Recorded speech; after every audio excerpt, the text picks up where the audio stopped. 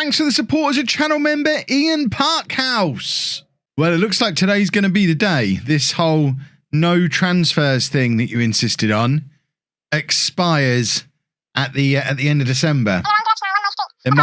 We might be about to suffer a mass exodus of players. Yeah, and you really sure we can only sign kids as well? Fantastic.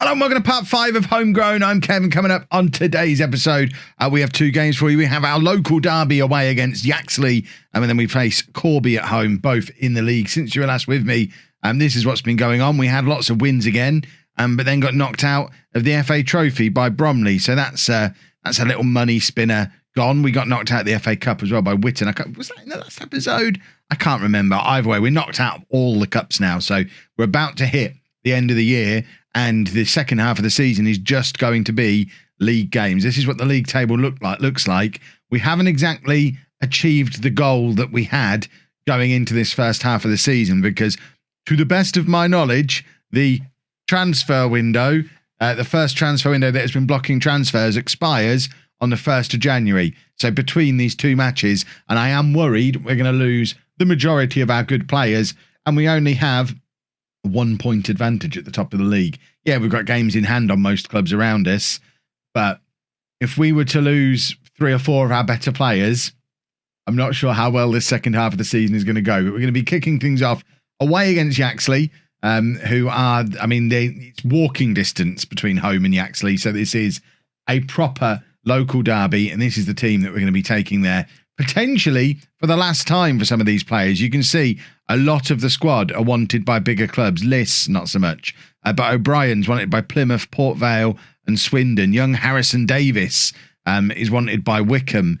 Kalala is wanted by 12 clubs. All of them Football League, League 1, League 2 clubs. Slam Dunk is wanted by Newport and Wimbledon. Luckily, Barton not wanted by anybody, which is interesting. McCarran, I think, is wanted by league clubs as well. Bradford, Stevenage, Salford, lots of league clubs in there. So we could be about to see a lot of players leave. I hope not. So we're going with McCarthy in goal, a back 4 of Batchelor, Expiteta, Davis, O'Brien and Liss, Slam Dunk, Vanderlaan, Kalala and Macchiardi in midfield, and then Liss and Barton up front. In Vanderlaan news, by the way, he is now a central midfield player. He's an accomplished central midfield player as a ball-winning midfielder, because that's where we play him. Obviously, he's certainly got 4 for tackling. Let's not get bogged down in those kind of details. He's a ball-winning midfielder, and he loves it. Look how it's aged him. He's only 17, bless him. That's what making him play out of position all this time does to a man. Right, we need a win here. We need this bunch of players. It's almost certainly going to be the final time we see Kalala. If he's not gone before the second match of today's episode, I don't understand Football Manager anymore. And can you imagine a world where I don't understand Football Manager? It's opposite world. Oh, God. I just have a feeling it's all going to go very, very wrong in the second half of this season. We've seen signs of it when we had the game where we conceded 7 goals, and some of these cup defeats, we have the potential to be terrible, and that's with the good players.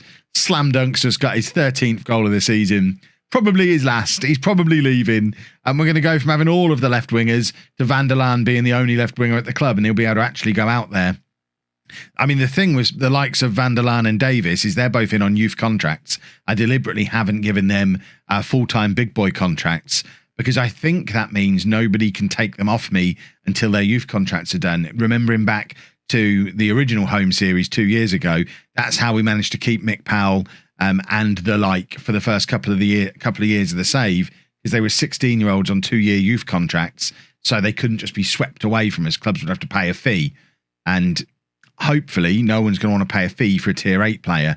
So I'd like to think we can keep Davis, Vanderlaan, McCarthy, a couple of the Batchelor, Expiteta, and a few of these are youngsters, but all of the ones who are adults, I think they're probably gone. And we're 2-0 up, though, against our local rivals, which is lovely, lovely, lovely. And a Slam Dunk with the in-swinging corner to Davis. It comes back off the crossbar, and it's cleared for Yaxley. Oh, by the way, I've been to Yaxley's ground. It isn't like this. This is very fancy compared to what they've actually got available. Not impressed with the lack of realism here, boys and girls. Goodness me. Right, we are approaching half-time, and we're fully in control of this game. You actually haven't had a shot on target yet, an XG of 0.05, although that's probably about to change from this free kick. God, blimey.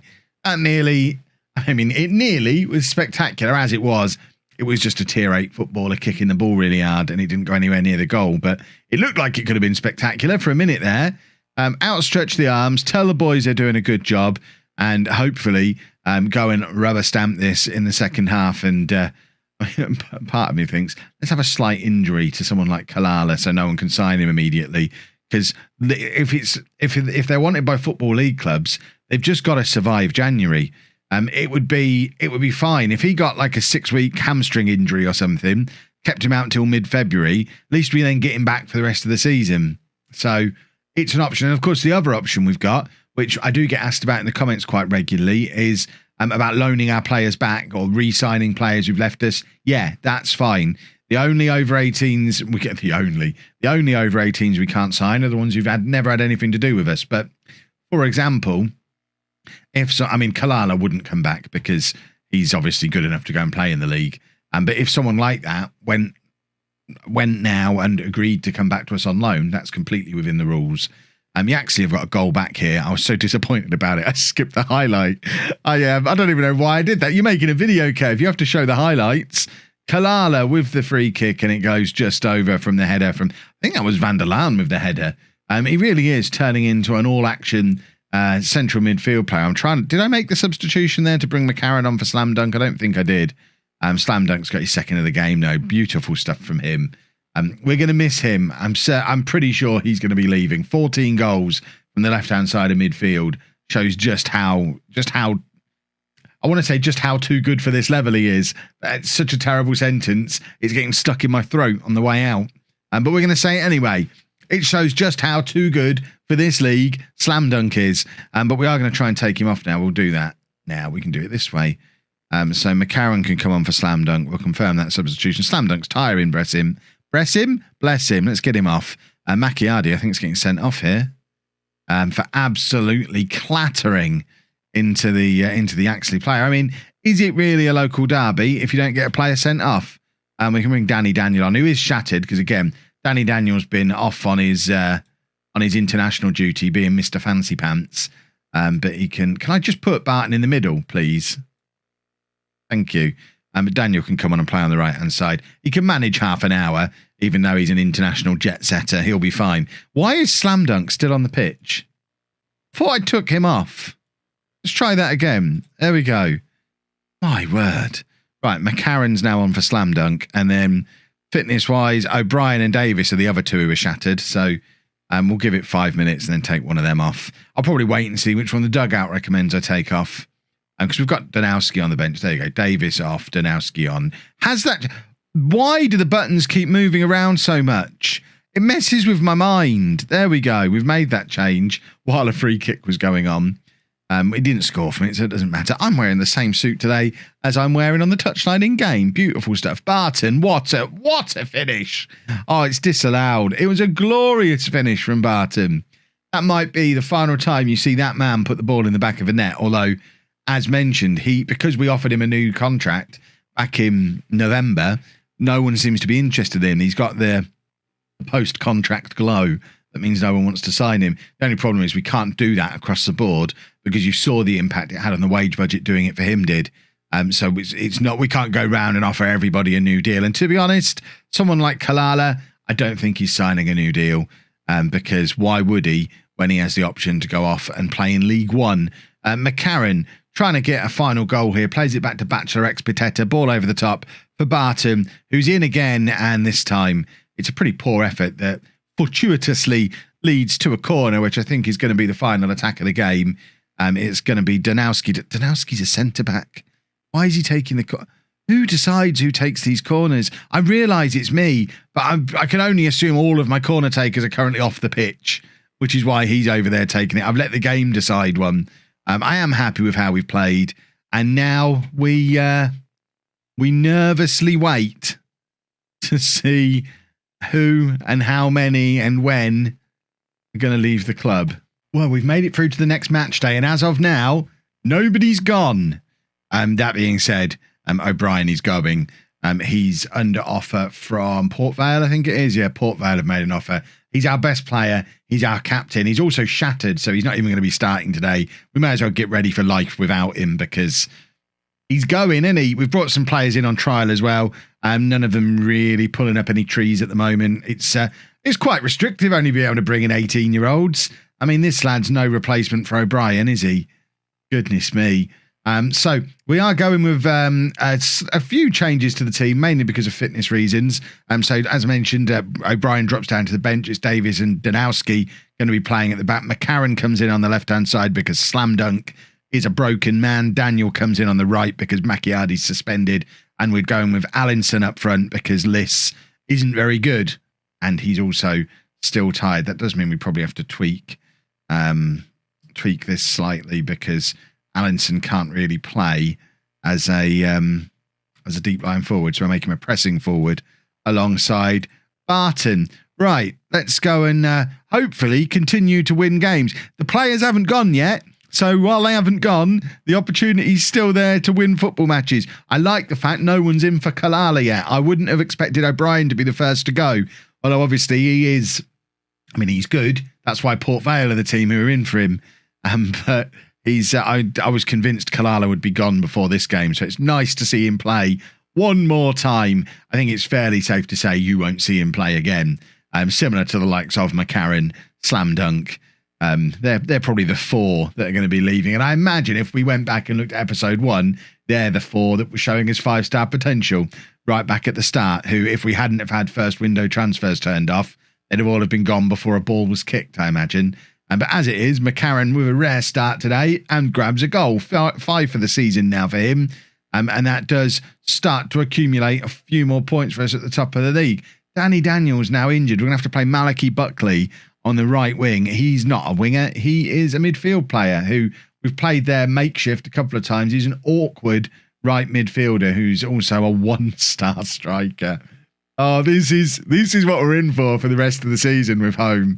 Kalala's shattered as well. I'm not bringing White on because White's a centre-back. We're not going to bring him on to play as our creative force in midfield. Danowski's taking corners again. What is going on here? Cross comes in, it falls to Buckley, and he finishes like a 1-star striker as well. Lovely stuff from Buckley. Kalala's, I'm just going to run him into the ground. If he's leaving anyway, we may as well. I'm kind of hoping he gets injured. Like I mentioned before, if he can pick up that like 1-month injury, that'd be perfect because then we survive the transfer. And that guy is on his own on that terrace. And with that taken into account, why is he stood in the far back corner? Why not get in the middle a little bit or get a little bit closer? What is his game? What is he up to up there on his own? I mean, these lot, talk about social distancing. There's like 9 people here. I need to know what the attendance of this game is because this is ridiculous how spread apart the fans are. Can we zoom out a little bit? What's the view that lets you zoom out? Is it? There used to be, I'm sure there used to be another view. Wasn't there like, is it data analyst? Yeah, that's the one. Where you can zoom out a little bit. Right, let's just pause for a moment. So there's nobody visible from that angle. There are no there's that one guy who we know's back here. I think there's 3 we saw on this side. How are there so few people in the ground? What's going on? Right, they've gone. They must be over here. He's still there though, look. On his own, having a lovely day. His team are losing, he doesn't care. He's having the time of his life. Come over to Holme, have a lovely day out. It's not that far from Corby to Holme. Right, Bachelor Expeteta with the pass over to Kalala, who probably does need to come off shortly because I've got to remember, I'm trying to break him. Keep him on. It's fine. We want him to get injured. Kalala with the header forward to Barton, and Barton turns and runs and shoots from range and it goes wide. Look at him. He is heckling his lungs off. What are you doing missing from there, you loser? You're here on your own, mate.